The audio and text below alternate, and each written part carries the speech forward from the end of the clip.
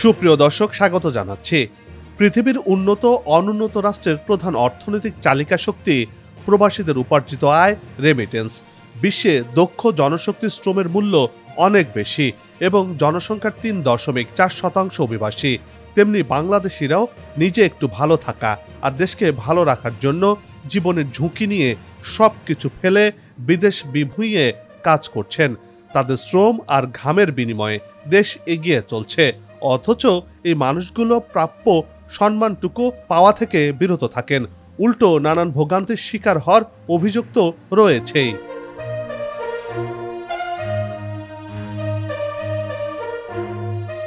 এবার অতীত সব অভিজ্ঞতা দূরে ঠেলে দিতে চলেছে ঢাকা বিমানবন্দর। দেশের সেরা এই বিমানবন্দরে এবার প্রবাসী শ্রমিকদের জন্য ওয়েটিং লাউঞ্জ চালু হয়েছে। এই লাউঞ্জে কি ধরনের সেবা পাওয়া যাবে, কবে থেকে চালু হলো এই লাউঞ্জ, এয়ারপোর্টের কোথায় এর অবস্থান, এসব প্রশ্নের উত্তর সহ প্রবাসীদের ওয়েটিং লাউঞ্জের আদ্যপান্ত নিয়ে সাজিয়েছি এবারের পর্বটি। বিস্তারিত জানতে পুরো ভিডিওটি দেখুন। দর্শক, চলুন চলে যাই মূল ভিডিওতে।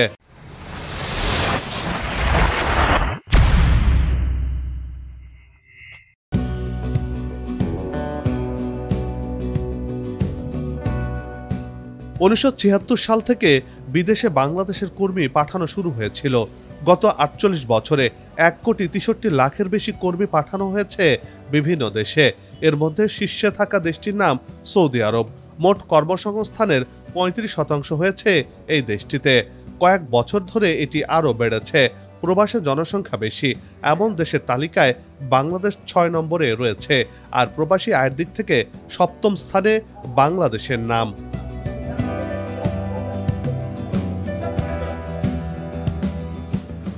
দেশে পছন্দ মতো কাজ না হওয়ায় তরুণ জনগোষ্ঠীর একটি বড় অংশের মধ্যে হতাশা বিরাজ করছে। কাজের সন্ধান কিংবা উন্নত জীবনের প্রত্যাশায় বিদেশে পাড়ি জমাচ্ছেন এসব তরুণ জনগোষ্ঠী। জনসংখ্যা, কর্মসংস্থান ও প্রশিক্ষণ ব্যুরোর তথ্য বলছে ২০২৩ সালে কাজের আশায় গড়ে প্রতি ঘন্টায় ১৫০ বাংলাদেশি দেশ ছাড়ছেন। প্রতি বছর বাংলাদেশিদের জন্য দেশে বিদেশে যত নতুন কর্মসংস্থান হয় তার ১/৩ হচ্ছে প্রবাসে। এর মধ্যে স্বল্প শিক্ষিত তরুণদের প্রধান গন্তব্য হয়ে দাঁড়িয়েছে মধ্যপ্রাচ্যের দেশগুলো।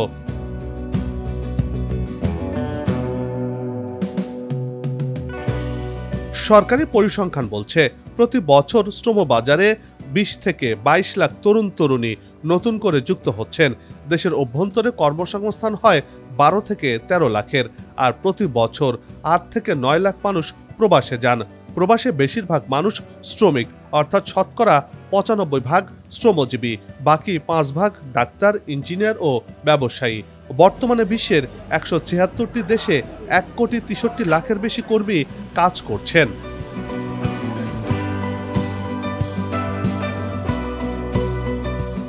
কেন্দ্রীয় ব্যাংকের তথ্য বলছে চলতি বছরের সবচেয়ে বেশি প্রবাসী আয় এসেছে জুনে, যার পরিমাণ ছিল $২৫৪ কোটি। একক মাস হিসেবে গত ৩ বছরের মধ্যে এটি ছিল দেশের সর্বোচ্চ পরিমাণ প্রবাসী আয় আসার রেকর্ড। প্রবাসীদের রেমিটেন্সের মাধ্যমে দেশের অর্থনীতি শক্তিশালী হয়। বাংলাদেশের অর্থনীতি, সংস্কৃতি এবং আন্তর্জাতিক সম্পর্ক গঠনে গুরুত্বপূর্ণ ভূমিকা পালন করছেন প্রবাসীরা। বলা চলে জাতীয় ক্ষেত্রে প্রবাসীদের অবদান অপরিসীম।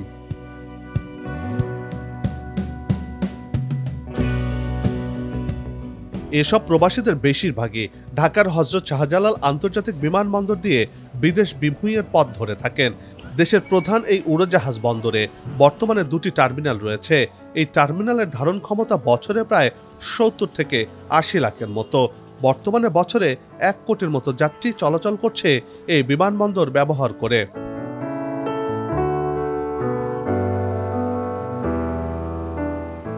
তথ্য বলছে প্রতিদিন গড়ে ৩,০০০-এর বেশি নতুন কর্মী বিদেশে যাচ্ছেন। পুরনো কর্মীদের আসা যাওয়া তো রয়েছেই, কিন্তু বর্তমানে ঢাকার এই এয়ারপোর্টের ২ টার্মিনালে এ পরিমাণ যাত্রী ধারণের সক্ষমতা নেই।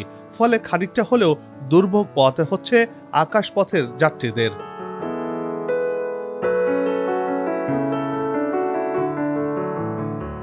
বাংলাদেশি প্রবাসীরা বিভিন্ন দেশে নিজেদের কর্মক্ষেত্র স্থাপন করে প্রবাসী প্রেরিত অর্থের মাধ্যমে দেশের অর্থনীতিতে বিশাল অবদান রাখছেন। তারা প্রতি বছর প্রায় বিলিয়ন ডলার রেমিটেন্স পাঠিয়ে থাকেন, যা বাংলাদেশের বৈদেশিক মুদ্রার অন্যতম প্রধান উৎস। অথচ প্রবাসী বাংলাদেশিরা নানান ধরনের চ্যালেঞ্জের সম্মুখীন হন। এসবের মধ্যে অন্যতম হল ভিসা ও অভিবাসন সংক্রান্ত জটিলতা।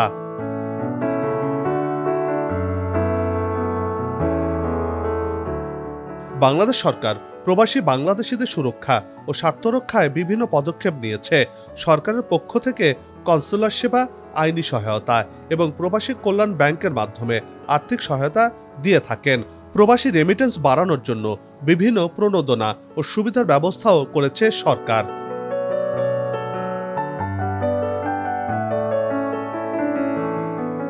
তাই প্রবাসীরা যেন বিমানবন্দরে অতিথির মতো সম্মান ও সেবা পায়, তার প্রয়োজনীয় ব্যবস্থা গ্রহণ করেছে সরকার। 2024 সালের 11 নভেম্বর হযরত শাহজালাল আন্তর্জাতিক বিমানবন্দরে অভিবাসী কর্মীদের জন্য ডেডিকেটেড লাউঞ্জ উদ্বোধন করেছেন অন্তর্বর্তী সরকারের প্রধান উপদেষ্টা Nobel laureate doctor Mohammad Yunus. প্রবাসীদের প্রাপ্য সম্মান দিতে এমন ব্যবস্থা করা হয়েছে বলে জানান তিনি। আপনাদের যে প্রাপ্য যে সম্মান, সেই সম্মানটুকু যেন জাতি দিতে পারে, সেই সম্মানটুকু দেওয়ার জন্য আজকে প্রথম পদক্ষেপ হলো। আমরা আশা করি আরও বহু রকমের পদক্ষেপ নেওয়া হবে, যাতে করে আপনারা এখানে এসে মনে করবেন যে আপনি এখানে বাড়িতেই আছেন, শান্তিতে আছেন, সবাই আপনাদের দেখভাল করতেছে, সবাই আপনাদের সেবা শুশ্রূষা করতেছে। আপনার জন্য কোথায় যেতে হবে, কি করতে হবে, হারিয়ে যেতে হবে না। আপনি নিশ্চিন্ত মনে বসে থাকবেন, আপনার প্লেন যেখানে সেখানে আপনাকে নিয়ে যাবে। অর্থাৎ আপনি এখানে মেহমানের মতো থাকবেন।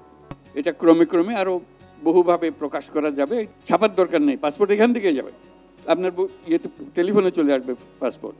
এটার জন্য লাইন ধরতে হবে কেন, অফিসে যেতে হবে কেন? আপনার যেটা সরকার থেকে প্রাপ্য, সরকার আপনাকে বাড়িতে পৌঁছে দেবে, এটাই হলো নিয়ম।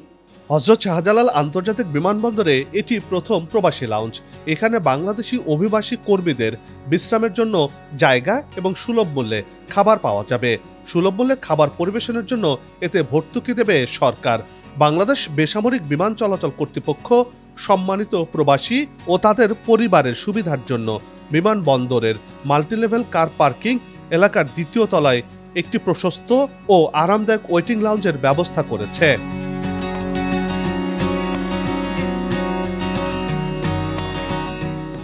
নতুন লাউঞ্জে অপেক্ষার জায়গা, শিশুর যত্নের ঘর, পুরুষ ও মহিলা উভয়ের জন্য নামাজের ঘর ও যুক্তিসঙ্গত দামের ক্যাফেটেরিয়া সহ বিভিন্ন সুযোগ সুবিধা রাখা হয়েছে বলে জানিয়েছে বেসামরিক বিমান পরিবহন ও পর্যটন মন্ত্রণালয়। সব প্রবাসী নাগরিক ও তাদের পরিবারের সদস্যদের সেবা দেওয়ার জন্যই এমন উদ্যোগ নিয়েছে সরকার। আর বিমানবন্দরে প্রবাসীদের দেখভাল এবং তাদের সহায়তা করার জন্য 100 কর্মী নিয়োজিত রয়েছে বলেও জানা গেছে। অর্থাৎ এই 100 জন কর্মী ডেডিকেটেড থাকছেন প্রবাসী ভাই বোনদের জন্য।